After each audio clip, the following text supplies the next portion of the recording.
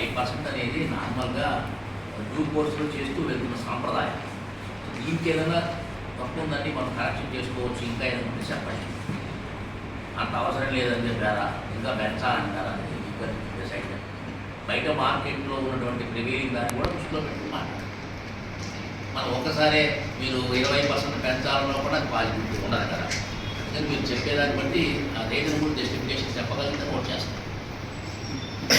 ఎక్కువ time waste కాకుండా క్విక్గా చెప్పేస్తాం.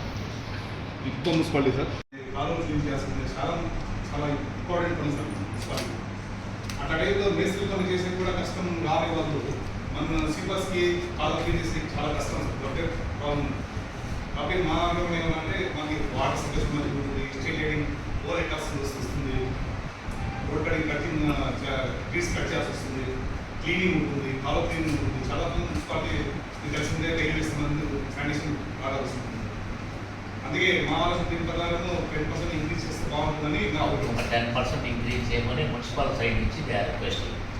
మీరు చెప్పే స్కిల్డ్ 3 కేటగిరీలు ఉన్నాయి సార్.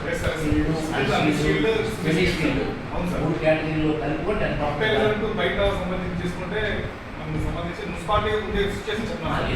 డీటెయిల్గా స్టడీ చేసి అన్స్కిల్డ్కి అంత అవసరం ఉందంటే అన్స్కిల్డ్గా పెంచకపోవచ్చు. స్కిల్డ్కి ఆల్రెడీ బాగానే ఉంది లేదా సెమీ స్కిల్డ్కి బాగానే ఉంది అన్నింటినీ 10% కూడా రాష్ట్రం.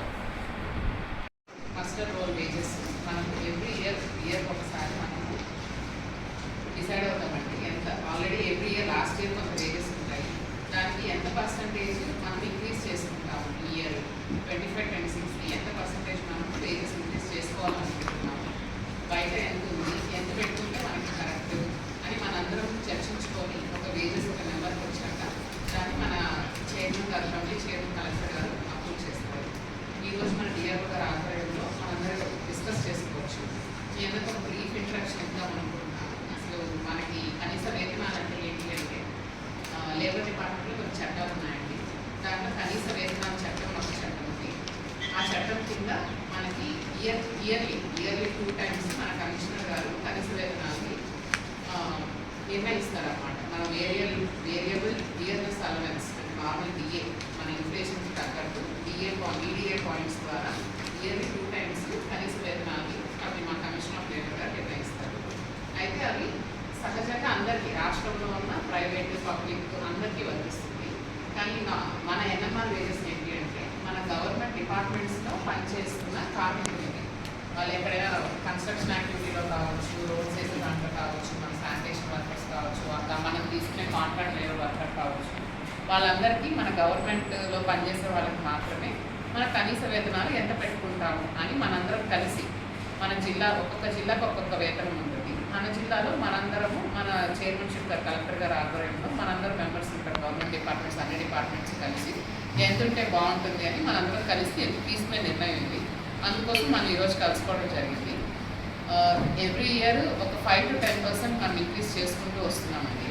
మీకు ఇచ్చిన ఫైల్లో లాస్ట్ ఇయర్ ఎంత ప్రపోజ్ చేయబడింది అన్న వేజెస్ ఉన్నాయి. 5% ఇంక్రీజ్ నేను ప్రపోజ్ చేస్తాను, జస్ట్ ఫైల్లో పెట్టాము.